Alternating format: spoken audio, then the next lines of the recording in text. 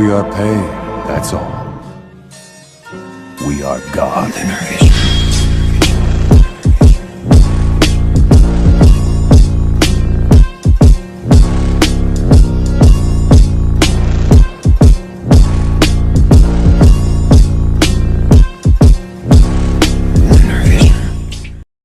Episode की starting में मिसुमी बताता है कि आपको तो मालूम ही होगा कि इसी की दुनिया में कैसे जाते हैं और वहाँ क्यूट लड़कियाँ भी होती हैं, ऐसा मुझे भी लगता था। लेकिन ये मेरी हीरोइंस हैं और ये मेरे एडवेंचर्स हैं। इस दुनिया में आने के बाद मैंने सीखा है मैं इस दुनिया का सबसे अनलकी इंसान हूँ जो इस इकाई में आया। मेरा नाम मिसुमी है और मेरी ज़िंदगी एक जोक है। वो एक ऑर्डिनरी दिन था। मॉर्निंग के वक्त मैंने फैमिली के साथ ब्रेकफास्ट किया था। स्कूल के बाद मैंने आर्चरी क्लासेस ली थी। घर जाकर मैंने डिनर किया था। बात लेने के बाद मैं अपने डैड की न्यू बुक रीड करके सो गया था। वो एक आम दिन था और पीसफुल भी था। मैं अपने घर सो रहा था तो फिर अचानक किसी और ही दुनिया में पहुंच गया। वहाँ से एक लाइट नजर आती है जिसमें आवाज़ आती है कि मैं गार्ड हूँ, क्या तुम मेरा यकीन करोगे? अब तुम किसी और दुनिया में जाने वाले हो, प्लीज अपने सिग्नेचर प्रोवाइड कर दो।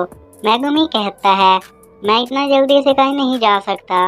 उसके सामने एक आदमी आकर अपना नाम बताता है कि मेरा नाम सुकोयोमी है और मैं तुम्हें हीरो बनाना चाहता हूँ।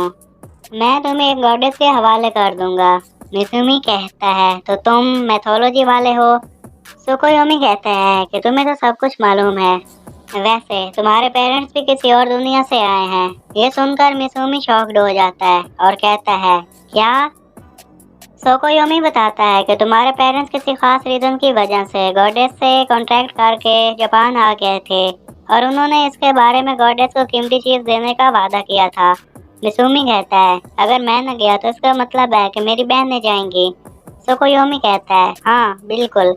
मिसुमी कहता है ओके मैं चलूँगा, लेकिन सोकोयोमी उसकी बात काट कर कहता है कि मैं जानता हूँ कि तुम्हें क्या चाहिए। मिसुमी कहता है कि आप तो सच में गॉड हैं। फिर सोकोयोमी उसे कुछ पावर्स देता है जिसे पाकर मिसुमी सोकोयोमी को थैंक्स कहता है। सोकोयोमी उसे बताता है कि तुम जिस गॉडेस से मिलने जा रहे हो उसमें बहुत सारी प्रॉब्लम्स हैं, तुम उसके साथ अच्छे से पेश आना। मिसुमी कहता है ओके अब मैं क्या करूँगा?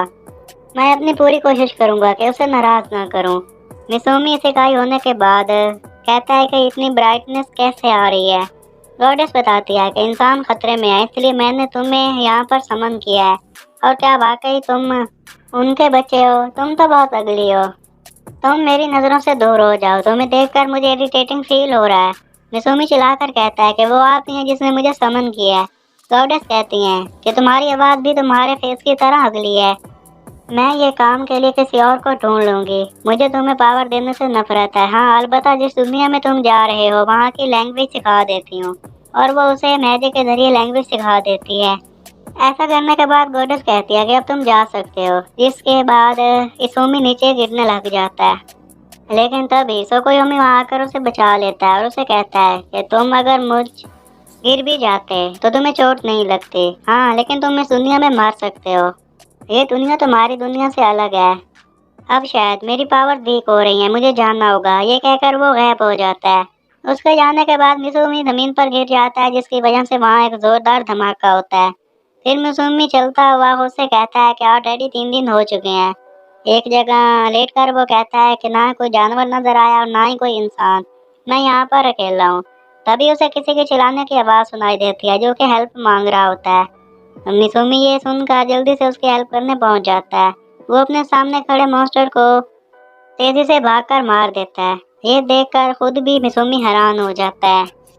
पिग उसे देखकर भागने लगती है तो मिसुमी उसके पास जाकर कहता है तुमसे मिलकर अच्छा लगा, और खुद से कहता है कि क्या मैं वाकई पिग से बात कर रहा हूँ। वो पिग को कहता है कि मैं जेंटल हूँ और काइंड भी।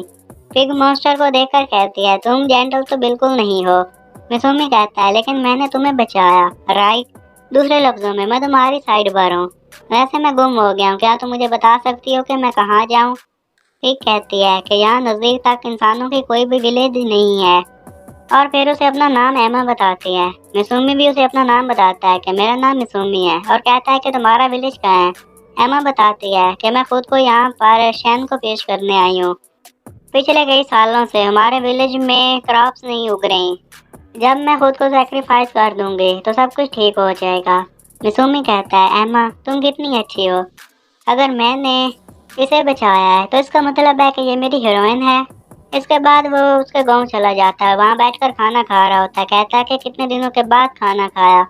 उसके गांव वाले बातें करते हैं कि इंसान जालिम होते हैं। हमने तो यही सुना था, लेकिन ये तो अच्छा लग रहा है। इतने में एम्मा मैजिक के जरिए बॉल को उठाकर वहां पहुंच जाती है। ये देखकर मिसुमी उसे कहता है कि तुम मुझे भी मैजिक सिखा दो। एम्मा उसे मैजिक सिखाती है और वो ये सब कुछ जल्दी सीख जाता है, जिसे देखकर वो खुद भी हैरान होता है। फिर एम्मा उसका लेवल चेक करती है। गांव वाले कहते हैं कि शायद इसका लेवल 100 होगा या 200 या 300, क्योंकि इसकी पावर से ऐसा ही लग रहा है।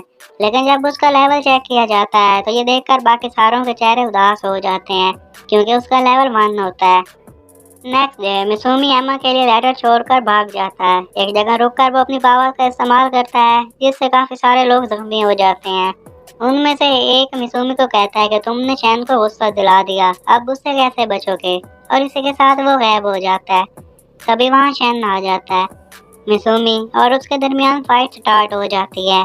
शैन मिसुमी को इल्यूजन पर कैद कर लेता है। इसके बाद हम देखते हैं कि शैन आर्चरी स्कूल में खड़ा होता है तो हासेगावा उसके पास आती है।